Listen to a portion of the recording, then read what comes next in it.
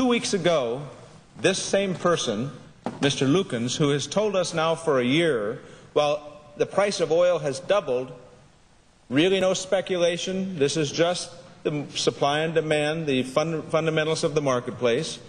Don't worry, be happy, nothing nefarious is going on, there's no manipulation, and so on and so forth. All of a sudden, 2 weeks ago, this man must have had some sort of epiphany. I don't know what he ate for dinner, I don't know how long he slept, but he woke up and he made an announcement that they want to find out what's going on in this marketplace, and for the last 7 months they've been investigating it. Oh, really? Well, that's interesting. What about his statements during the 7 months that they'd already concluded nothing was wrong? I wonder at what point should Americans begin relying on the word of Mr. Lukens? When he was telling us in January there's nothing going on, it's just the fundamentals. When he was reassuring us in early May there's nothing happening. Or perhaps a couple of weeks ago when he apparently, in some startling 180-degree turn, said, you know what, we need to figure out what's happening. So now, Mr. Lukens, the chairman of the acting chairman, actually his nomination is before this body, he said, we are now going to something called the Intercontinental Exchange and others, incidentally, a foreign exchange, but exchange in London, largely founded by American companies, trading on computer terminals in Atlanta, Georgia, but allowed to do it without oversight or regulation by the Commodity Futures Trading Commission because they exempted them with a letter of no action. So what we have now is the chairman of the regulatory body saying, I'm going to find out what's going on. Oh, really? Well, I thought you knew what was going on. You've been assuring us all along that you knew what was happening.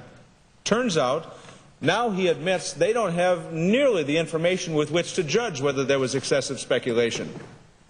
And by the way, the Commodity Futures Trading Commission, to the extent it's doing anything, I know that they called a meeting yesterday. Now today they've created a task force. They act like the barn's on fire at the moment. And they're going, they go from no motion to slow motion to some sort of hyperspeed, I guess. But I have almost no confidence in statements for 6 or 8 months saying that doubling of the price of oil is just fine and it is unrelated to either manipulation or speculation. I had one of the presidents of one of the largest investment banking firms come to my office, and I think we spent an hour speaking.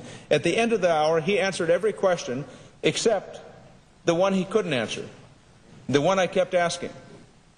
If you say fundamentals are at the root of why the price of oil has doubled, then tell me what those fundamentals are that justify the doubling of the price of oil. Is it that supply is down and demand is up? That's not the case. It's just not the case. What are those fundamentals?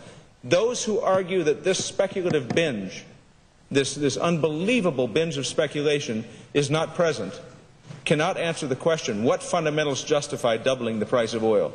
Now, I've said all of that, and the importance of it is this.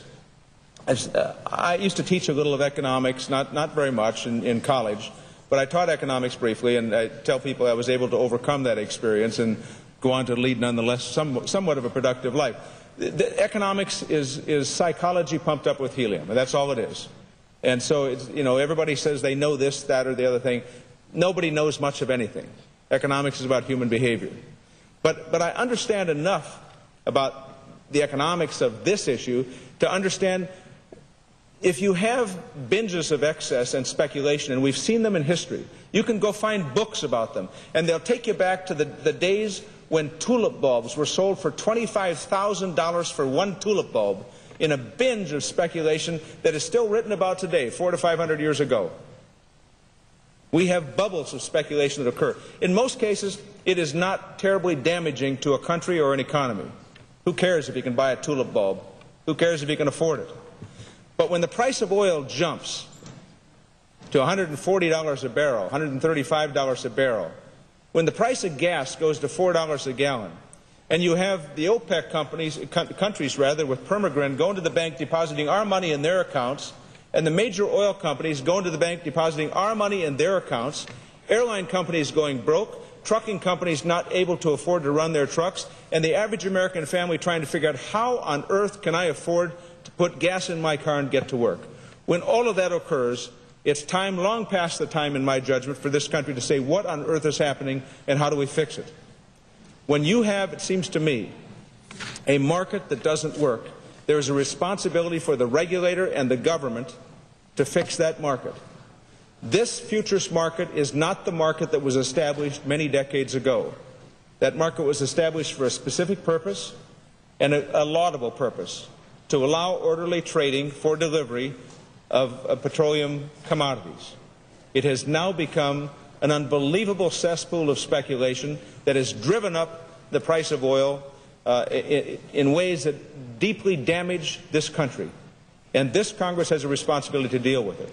I'm working on a piece of legislation that would require, mandate the Commodity Futures Trading Commission take about the 4 steps that are necessary to shut that speculation down, to stop the dark money in the dark markets and put it all on the regulated side, all of it, and then increase margin requirements and wring the speculators out of this market, which I believe could decrease the price of oil and gas by 30, 20, 40%. And it's not just me. I've described those who run some of America's major oil companies, those who are involved in some of the trading at some of the largest institutions, who believe that speculation now has driven up the price of oil and gas by 20 to 30 to 40%. So, Madam President, there's a lot to say about what's happening in our country, and a lot to say about the need for regulators to begin doing what we pay them to do. You know, it's interesting, in the commodity futures trading law and the commodities underlying law, there is Section 4A, which deals with excess speculation. And Madam President, let me say that the legislation that I am working on, I'll come and describe at greater length, and I appreciate very much the indulgence of my colleagues. I yield the floor.